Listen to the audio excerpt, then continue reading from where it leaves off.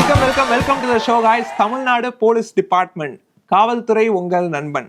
ஒரு நல்ல ஃப்ரெண்டுக்கான எல்லா பர்சனாலிட்டிஸுமே அவங்க கிட்ட இருக்கு. ஏன்னா அவங்க ஒரு 1000 ரூபாய் கடன் வாங்க முடியாது, கிரிக்கெட் விளையாடலாம்னு கூப்பிட்டா வரமாட்டாங்க, ஊர் சுத்த வாங்கன்னு சொல்லிட்டா ஒருத்தர் வரமாட்டாங்க, முக்கியமா படத்துக்கு வா போலாம் அப்படின்னு சொல்லிட்டு கூப்பிட்டா கூட கிளைமேக்ஸ் முடிஞ்சோடனே தான் வருவாங்க. ஐ மீன் லைக் படத்துலயும் சொல்றேன்.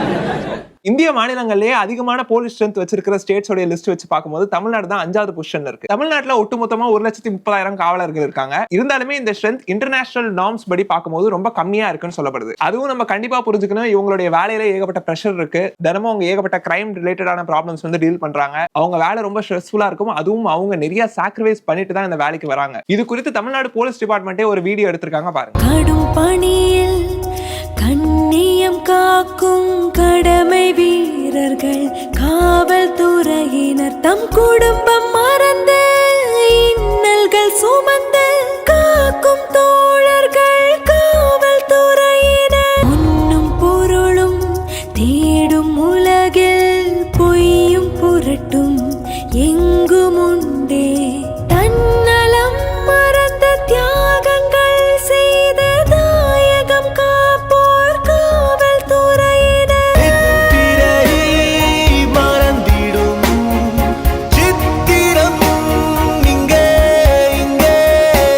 உண்மையிலேயே இந்த வீடியோ பார்க்கறதுக்கு ரொம்ப இன்ஸ்பைரிங்கா தான் இருக்கு. நிறைய கஷ்டங்கள் தாண்டி தான் வராங்க அவங்க. நீங்க தெரிஞ்சுக்க வேண்டிய விஷயம் என்ன, அந்த பாட்டு எழுதுனது ஒரு பாடலாசிரியர் கிடையாதான், ஐபிஎஸ் அமல்ராஜ் அப்படின்ற ஒரு ஆபீசர் தான் இந்த பாட்டு எழுதியிருக்காரு. இது ஏன் சொல்றேன்னா, ஐபிஎஸ் அமல்ராஜ் ஆபீசர் ஏகப்பட்ட பாட்டுகள் எழுதியிருக்காரு. இன்னும் காவலர்கள் நாம், நண்பா நண்பா, police academy, discipline, traffic song, ஏன் ஸ்மார்ட் போன் பயன்படுத்துறதை பத்தி கூட ஒரு கவிதை எழுதியிருக்காரு, பாருங்க. கைபேசி, தொலைபேசி இன்று கைபேசி ஆனது, தொலைதூரம் என்பதே இல்லாமல் போனது.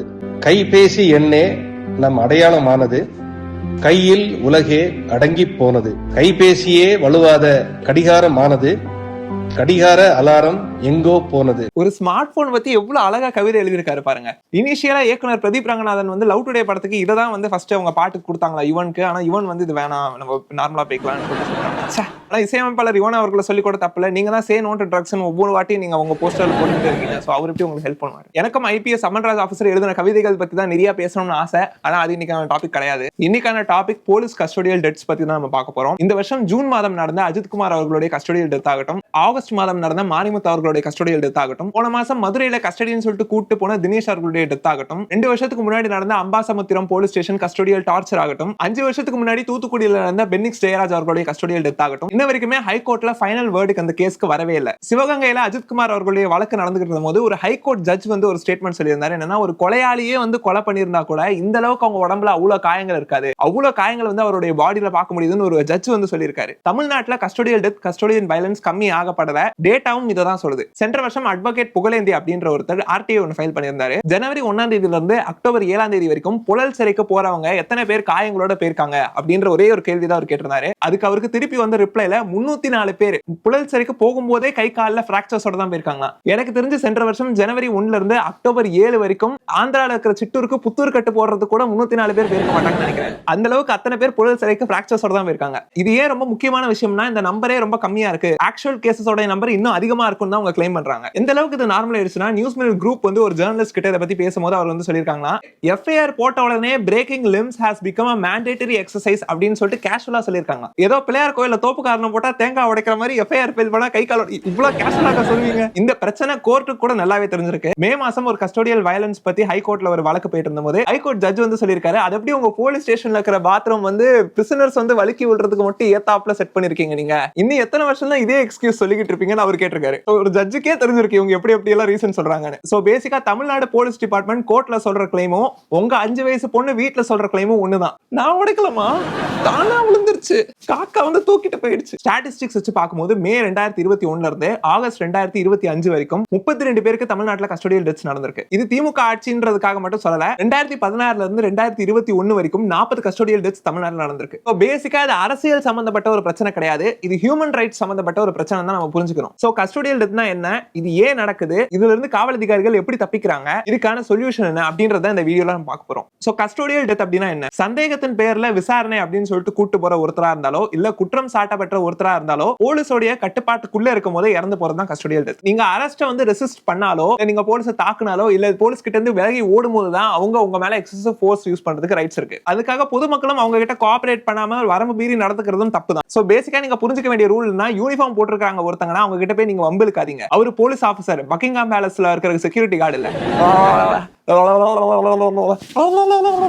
சரி, இது தமிழ்நாட்டுக்கு மட்டும் நடக்கிற பிரச்சனைன்னு கேட்டீங்கன்னா கண்டிப்பா கிடையாது. இது ஒட்டுமொத்த இந்தியா சம்பந்தப்பட்ட ஒரு பிரச்சனை. இந்த வருஷம் ஜூலை மாசம் ஹிந்து பேப்பர் வெளியிட்ட ஒரு ஆய்வின்படி 2017 இருந்து 2022 வரைக்கும் 11,600 கஸ்டோடியல் டெத்ஸ் இந்தியால நடந்திருக்கு. ஆனா இதுல கன்விக்ட் ஆனவங்க அப்படின்னு பாத்தீங்கன்னா 0. 2017 இருந்து 2022 வரைக்கும் 345 மெஜிஸ்ட்ரேட் விசாரணைகள் வந்து அமல்படுத்தப்பட்டிருக்கு. ஆனா இதுல கன்விக்ட் ஆனவங்க எத்தனை பேருன்னு பாத்தீங்கன்னா 0. இதே 2017 இருந்து 2022 வரைக்கும் 123 போலீஸ்காரர்கள் வந்து அரெஸ்ட் பண்ணப்பட்டிருக்காங்க. 79 சார்ஜ் ஷீட் ஃபைல் பண்ணிருக்காங்க. ஆனாலும் ஃபைனலா கன்விக்ட் ஆனவங்க எத்தனை பேருன்னு பாத்தீங்கன்னா வெறும் 3 பேர் தான். நீங்க நினைக்கலாம் பொதுவா இந்த மாதிரி சம்பவங்கள் எல்லாம் நடக்கும்போது போலீஸ்காரர்களை வந்து அரெஸ்ட் பண்ணாங்கன்னு சொன்னாங்களே, சார்ஜ் ஷீட் ஃபைல் பண்ணாங்கன்னு சொன்னாங்களே அப்படின்னு நீங்க நினைக்கலாம். சார்ஜ் ஷீட் ஃபைல் பண்றதுன்றது வேறையா, கன்விக்ட் ஆகுது அப்படின்றது வேறையா. சார்ஜ் ஷீட் ஃபைல் பண்றேன்றது உங்க ஆபீஸ்ல ஒருத்தர் வந்து நான்லாம் பேப்பர் போட போறேன்டா, நான்லாம் பேப்பர் போட்டுறேன் பாரு அப்படின்னு சொல்லிட்டு சுத்துறது. கன்விக்ட் ஆகுறதுன்றது வந்து அவரே ஹெச்ஆர் கேபின் கூப்பிட்டு தம்பி நாங்க உங்களை லே ஆஃப் பண்ணலாம்னு முடிவு பண்ணோம் சார், என்ன சார் சொல்றீங்க, இதுதான் வந்து கன்விக்ட் ஆகுது. உத்தரப்பிரதேஷ் மாநிலம் தான் இந்தியாவிலேயே அதிக அளவுக்கு கஸ்டோடியல் டெத்ஸ் நடக்குது. சதர்ன் ஸ்டேட்ஸோட லிஸ்ட் எடுத்து பார்க்கும்போது தமிழ்நாடு தான் நம்பர் 1 பொசிஷன்ல இருக்கு. பொதுமக்கள் புரிஞ்சுக்க வேண்டிய விஷயம் என்னன்னா, கஸ்டோடியல் டெத் அப்படின்றது வந்து ஒரு டிப் ஆஃப் தி ஐஸ்பர்கா தான் நீங்க வந்து கன்சிடர் பண்ணணும்.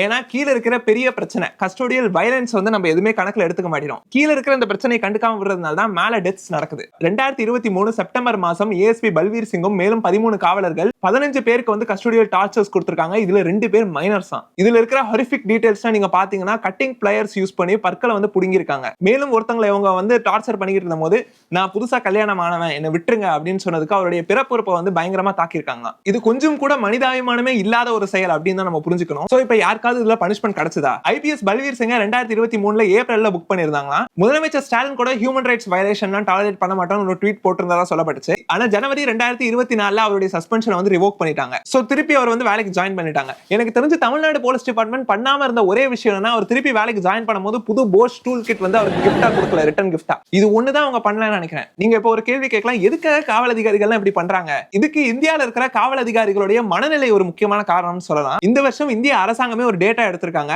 போலீஸ் டார்ச்சர் அண்ட் அன்அக்கௌண்டபிலிட்டி அப்படின்னு ஒரு டேட்டா வந்து பப்ளிஷ் பண்ணிருந்தாங்க. இந்த டேட்டா படி பார்க்கும்போது தமிழ்நாட்டுல 56% போலீஸ் அதிகாரிகள் ஒருத்தரை அடிச்சு விசாரிச்சா அவர் உண்மையை சொல்றதுக்கு நிறைய வாய்ப்பு இருக்குன்னு நம்புறாங்க. நியூஸ் மினிட் சேனல் வந்து இது குறித்து ஒரு ரவுண்ட் டேபிள் டிஸ்கஷனே நடத்திருந்தாங்க. இதுல ஜர்னலிஸ்ட்லாம் ரொம்ப பிரீஃபா இதை பத்தி பேசியிருப்பாங்க. பெரும்பாலும் கஸ்டோடியல் டெத்ஸ்ல இறந்து போறவங்க சின்ன சின்ன விஷயங்களுக்கு தான் மாட்டிருக்காங்க. Theft, robbery, chain snatching. இதே டேட்டால தமிழ்நாட்டுல ஒரு யங்ஸ்டர் கார் விண்டோ உடைச்சிட்டாங்க அப்படின்ற காரணத்தினால அந்த யங்ஸ்டர் மேல ஏற்கனவே 2-3 கேஸ் இருந்துச்சுன்னு சொல்லிட்டு போய் கஸ்டோடியல் டெத் நடந்திருக்கு. அந்த மகன் இறந்த சோகத்திலே அவங்களுடைய அப்பாவும் 10 நாள் கழிச்சு இறந்துட்டாங்க. ஏன் ஒரு கடையை வந்து கர்ஃபியூ டைம்ல மூடாம திறந்து இருந்தாங்கன்னு குற்றம் சாட்டி தான் பெனிக்ஸ் ஜெயராஜ் அவர்களுடைய கஸ்டோடியல் டெத் தமிழ்நாட்டில் நடந்திருக்கு. இந்த ஸ்டேட் ஆஃப் போலீசிங் ஸ்டாட்டிஸ்டிக்ஸ் ஒரு முக்கியமான ஒரு இன்ஃபர்மேஷனா நம்ம பார்க்கணும். இந்திய காவலர்களுடைய மனநிலையை புரிஞ்சுக்கிறதுக்காகவே ஏகப்பட்ட क्वेश्चंस வந்து அவங்க கேட்டிருப்பாங்க. ஒடுக்கப்பட்ட சமூகத்துல சார்ந்த மக்கள் நிறைய கிரிமினல் ஆக்டிவிட்டீஸ்ல வராங்கன்னு நீங்க நம்புறீங்களா அப்படின்ற கேட்ட क्वेश्चनக்கு தமிழ்நாடு வந்து ஆமான்னு சொல்றதுல 4வது பொசிஷன்ல இருக்கு. மேலும் முஸ்லிம்ஸ் வந்து அதிகமா கிரைம் கமிட் பண்ண வராங்க அப்படின்றது உண்மையா நினைக்கிறீங்கன்னா நார்த் இந்தியால இருக்கிற பல ஸ்டேட்ஸ் ஆபீசர்ஸ் வந்து ஆமான்னு சொல்லிட்டு சொல்லிருக்காங்க. நீங்க நினைக்கலாம் இது வெறும் ஒரு அபிப்பிராயம் தானே, இதுல என்ன தப்பு இருக்குன்னு சொல்லலாம். சென்ற வருஷம் நியூஸ் மினிட் குரூப் வந்து ஒரு ஆய்வு எடுத்திருந்தாங்க. இதுல தமிழ்நாட்டுல பெரும்பாலும் கஸ்டோடியல் டெத் ஆனவங்க எல்லாருமே ஒதுக்கப்பட்ட சமூகத்தை சேர்ந்த மக்கள் தானா, அது ரொம்ப பெட்டி கேசஸ்ல அரெஸ்ட் ஆனவங்க தான். சோ நீங்க புரிஞ்சுக்கணும், டேட்டால அவங்க யார வந்து கிரிமினலா இருக்காங்கன்னு நம்புறாங்களோ அவங்க தான் அதிகமான கஸ்டோடியல் டெத்ஸ் நடந்திருக்கு தமிழ்நாட்டுல. சோ பேசிக்கா அந்த ரிப்போர்ட்ல இப்போ வந்து மௌரியா எந்த அளவுக்கு ரொம்ப வயலண்டான ஒரு பர்சன், அவன் கிரிமினல் ஆக்டிவிட்டீஸ்ல ஈடுபடுவானான்னு அவங்க கேட்டிருந்தாங்கன்னா இன்னும் 6 மாசத்துல கண்டிப்பா எனக்கு கண்ணீர் அஞ்சலி போஸ்ட் விட்டுருவாங்க. தமிழ்நாட்டுல காவல் அதிகாரிகள் ஒடுக்கப்பட்ட சமூகத்தை சார்ந்த மக்கள் ஒருத்தர் யாராவது டார்கெட் பண்ணிட்டாங்களா எந்த அளவுக்கு அது பாதிப்பா இருக்கும்னு ஒரு கேஸ் நம்ம எடுத்துக்காட்டா பார்க்கலாம். இந்த வருஷம் ஜூலை மாசம் உடுமலைப்பேட்டையில மாரிமுத்து அப்படின்ற ஒருத்தர் கஞ்சா வச்சிருந்தாரு அப்படின்ற கேஸ்ல வந்து அரெஸ்ட் பண்ணப்பட்டிருந்தாரு. இதுவே வந்து ஒரு ஃபால்ஸ் கேஸ் தான் அப்படின்னு ஒரு ஆக்டிவிஸ்ட் வந்து கிளைம் பண்றாங்க. சோ போலீஸ் ஹராஸ்மெண்ட் தாங்காம நாங்க வந்து ஷிஃப்ட் ஆகி போயிடலாம் அப்படின்னு சொல்லிட்டு அவர் ஃபேமிலியோட டிசைட் பண்ணிட்டாராம். கேரளாக்கு போய் செட்டில் ஆயிடணும்னு முடிவு பண்ணிட்டாங்க. எல்லா பேப்பர் ஒர்க்கையும் அவர் கம்ப்ளீட் பண்ணிட்டு கவர்மெண்ட் பஸ் ஏறி போயிட்டு இருக்கும்போது பார்டர்ல திருப்பி அவங்கள ஃபாரஸ்ட் டிபார்ட்மெண்ட் அரெஸ்ட் பண்ணிட்டாங்களா. இதுக்கான காரணம் என்னன்னு அவங்க சொல்லியிருக்காங்கன்னா, சிறுத்தையோடைய பல்ல வச்சுக்கிட்டு நீங்க சுத்திக்கிட்டு இருக்கீங்க, இந்த காரணத்துக்காக அவங்களை அரெஸ்ட் பண்றோம் அப்படின்னு வந்து சொல்லியிருக்காங்களா. சிறுத்தையோட பேரை வச்சுட்டு ஒருத்தர் 10 வருஷமா தமிழ்நாட்டுல சுத்திக்கிட்டு இருக்காரு, அவர் இன்னும் நீங்க அரெஸ்ட் பண்ணல. சிறுத்தை பல்லு வச்சிருந்தாரு அப்படின்ற காரணத்தினால நீங்க ஒருத்தர் அரெஸ்ட் பண்ணிருக்கீங்க. இன்னைக்கு ஈவினிங் மாரிமுத்து அவர்களை கஸ்டடியில எடுத்துட்டு போயிட்டு அடுத்த நாள் அவர் கஸ்டடியல் டெத் நடந்திருக்கு. சரி, இது வந்து இவ்வளவு நடக்குதுன்னா ஏன் வெளியே தெரிய மாட்டேது? இதுக்கான காரணம் என்னன்னு நீங்க கேட்டீங்கன்னா பாருங்க. அவங்க இந்த கேஸை எடுத்து நடத்த ஆரம்பிச்சதுல இருந்து எங்களுக்கு ஒரு 4 நாளைக்கு முன்னே ஒவ்வொரு ஃபோன் காலாக வரும். அதாவது தலைவரில் இங்கே லோக்கலில் பஞ்சாயத்து தலைவர்லேருந்து இங்கே பக்கத்தில் யார் யாருன்னே தெரியாதவங்க, நாங்கள் அடிபட்டு இருக்கும்போதே என்னன்னு கூட கேட்காதவங்க இந்த கேஸை வாபஸ் வாங்குங்க, போலீஸ்காரங்களை பயிற்சிக்கிட வேண்டாம், அந்த கேஸில் இருந்து விளையிருங்க, அவங்க அடிக்கலைன்னு சொல்லுங்கள், கீழே விழுந்துட்டேன்னு சொல்லுங்கள், நாளை பின்ன கேஸு வேறு எதுவும் கேஸை உங்களை போட்டு உள்ளே தள்ளிடுவாங்க வச்சிருவாங்கன்னு சொல்லி ஒரு மிரட்டுதல் மாரி ஒரு புகார் வந்துச்சு. நிறைய கஸ்டோடியல் டெத்ஸ்க்கு காம்பன்சேஷன் கொடுக்குறோம்னு சொல்றாங்களா. ஒரு கேஸ்ல 20 லட்சத்துல இருந்து 50 லட்சம் வரைக்கும் கூட தரோம்னு சொல்லியிருக்காங்க. அப்படியே ஒத்து வரலனாலும் போலீஸ்காரர்களை வந்து பகச்சுக்கிட்டு இருக்க வேணாம், அவங்ககிட்ட ஏதாவது பண்ணா நமக்கு தான் பிரச்சனை வரும் அப்படின்ற ஒரு பயந்த நிலைக்கு அவங்க வந்துடுறாங்க. இதனாலதான் என்கொயரி நடக்கிற போது முதல்ல ஒரு விஷயம் அவங்க சொல்றாங்கனாலும் அதுக்கப்புறமா அந்த ஸ்டேட்மெண்ட்ஸ் வந்து அவங்க மாத்துறாங்க. இந்த மாதிரி கீழே விழுந்து என் பல்லு உடஞ்சிருச்சு, இல்லன்னா ஒரு கேஸ்ல தேங்காய் சாப்பிட்டு என்னுடைய பல்லு உடஞ்சிருச்சு அப்படின்னு ஒருத்தர் வந்து சொல்லியிருக்காராம். தேங்காய் சாப்பிட்டு பல்லு உடஞ்சது வந்து கடைசியா எஜமான் படத்துல வர காமெடி சீன்ல தான் நான் பாத்திருக்கேன். இப்போ வந்து ஒருத்தர் பணத்துக்கும் வந்து மசியல, பலத்துக்கும் பயப்படல, என்ன சித்திரவதைக்கு உள்ளாக்கின காவல் அதிகாரி வந்து ஜெயிலுக்கு போகணும்னு ஆசைப்படுறேன் அப்படின்னு உறுதியா டிசைட் பண்ணாலும் ஏன் கன்விக்ஷன் ரேட் ரொம்ப கம்மியா இருக்கு அப்படின்னு கேட்டீங்கன்னா பாருங்க. இந்த என்கொயரி அப்படிங்கிறது தேவையில்லை அப்படின்னு நம்ம அறப்போர் இயக்கம் நினைக்கிறோம். என்கொயரி அதுக்கு கமிஷன் ஆஃப் காக்னிசபிள் அஃபென்ஸ் தெளிவாக இருக்கக்கூடிய பட்சத்தில் எஃப்ஐஆர் பதிவு செய்து இன்வெஸ்டிகேஷன் செய்யணும். இன்வெஸ்டிகேஷனை நீங்க இந்த இவங்களுடைய ஸ்டேட்மெண்ட்லாம் நேரடியாக மெஜிஸ்ட்ரேட் முன்னாடி நிக்க வச்சு 164 ஸ்டேட்மெண்ட்டாக வாங்கி நீங்க சார்ஜ் ஷீட்டை போட்டு ட்ரையல் ப்ராசிக்யூஷன் பண்ண வேண்டியதானே. அப்போ நீங்க இந்த காலதாமதம் என்பதே காப்பாற்றுவதற்கு, பல்பீர் சிங் ஐபிஎஸ்ஐ காப்பாற்றுவதற்கான வேலை என்று அறப்போர் இயக்கம் நினைக்கிறோம். இப்ப காவல் நிலையத்துல ஒரு கஸ்டடியல் நடக்குதுன்னா நீங்க நிச்சயமா நியூஸ்ல இதை பார்த்திருப்பீங்க. என்கொயரி கமிஷன் வந்து நாங்க கொண்டு வரோம், ஏன்னா கேஸ் வந்து சிபிசிஐடிக்கு வந்து நாங்க டிரான்ஸ்ஃபர் பண்றோம் அப்படின்னு கண்டிப்பா நீங்க ஒரு வாட்டியாவது கேள்விப்பட்டிருப்பீங்க. இதுல என்ன விஷயம்னா, எந்த ஒரு கேஸ்லயுமே அதிகாரிகள் மேல கம்ப்ளைண்டோ எஃப்ஐஆரோ போடப்படுறது இல்ல. இதுதான் இந்த பிரச்சனைக்கான மூல காரணம். இந்த என்கொயரி கமிஷன்ல நடக்கிற தாமதம் தான் இவங்க தப்பிக்கிறதுக்கான ஏகப்பட்ட வழிகள் வந்து உங்களுக்கு கொடுக்குது. சோ இதுதான் இந்த வீடியோவுடைய மெயின் டேக் அவேவா நான் பாக்குறேன். இப்ப இந்தியால கஸ்டடியல் டெத் நடக்குதுன்னா சம்பந்தப்பட்ட காவல் அதிகாரி மேல கம்ப்ளைண்ட் ஃபைல் பண்ணி எஃப்ஐஆர் போடாம என்கொயரி கமிஷன் கொண்டு வரோம், விசாரணை பண்றோம் அப்படின்னு சொல்லிட்டு தாமதம் பண்ணிக்கிட்டே இருக்கிற வரைக்கும் கண்டிப்பா இனி எத்தனை வருஷம் ஆனாலும் இந்தியால கஸ்டடியல் டெத்ஸ் நடந்துகிட்டே தான் இருக்கும். சோ பொதுமக்களும் சில விஷயங்கள் வந்து புரிஞ்சுக்கணும்னு நினைக்கிறோம். 1997 DK Basu versus state of பெங்கால்ல சுப்ரீம் கோர்ட்டே வந்து அரெஸ்ட் அண்ட் டிடென்ஷனுக்கு சில கைட்லைன்ஸ் எல்லாம் போலீஸ் டிபார்ட்மெண்ட் கொடுத்திருக்காங்க. இது வந்து இப்போ உங்க ஸ்கிரீன்ல தெரியுது, நீங்க ஸ்கிரீன்ஷாட் கூட இதை எடுத்துக்கலாம். இப்போ யாராவது உங்களை கஸ்டடிக்கு கூட்டு போறோம்னு சொல்லிட்டு வந்திருக்காங்கன்னா அந்த ஆஃபீஸருடைய நேம் டேக் அதுக்கப்புறம் டெசிக்னேஷன் வந்து கிளியரா தெரியணுமா. அதோட உங்களை அரெஸ்ட் பண்றாங்கன்னா மெமோ ஆஃப் அரெஸ்ட் வந்து அவங்க கையிலேயே வச்சிருக்கணும். அதோட உங்களை எப்ப வந்து ஸ்டேஷன் கூட்டு வராங்க இல்லனா வேற இடத்துக்கு எங்க கூட்டு போறாங்க இது எல்லாத்தையுமே ஸ்டேஷன் டைரியில நோட் பண்ணணுமா. அதோட முக்கியமா கட்டிங் பிளேயர் வச்சு யாராவது உங்களை விசாரிக்க வராங்கன்னா அவங்களுக்கு நீங்க எந்த விதமான பதிலும் சொல்ல தேவையில்லைன்னு அந்த கைட்லைன்ஸ்ல போட்டிருக்கு.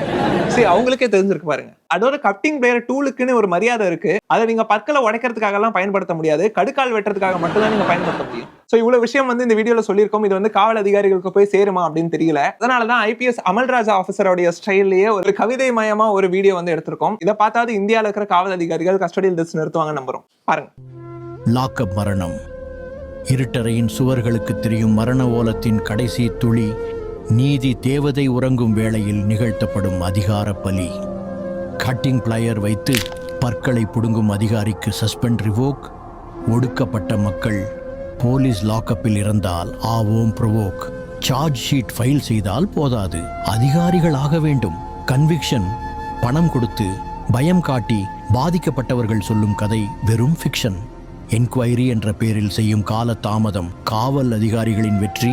இனியும் கம்ப்ளைண்ட் ஃபைல் செய்து எஃப்ஐஆர் போடாமல் இருந்தால் எரியும் எங்கள் வயிற்பற்றி. எங்களுக்கும் காவல் அதிகாரிகள் வலி புரிகிறது, நீங்கள் மிகவும் கடுமையாக உழைக்கிறீர்கள் என்று தெரிகிறது.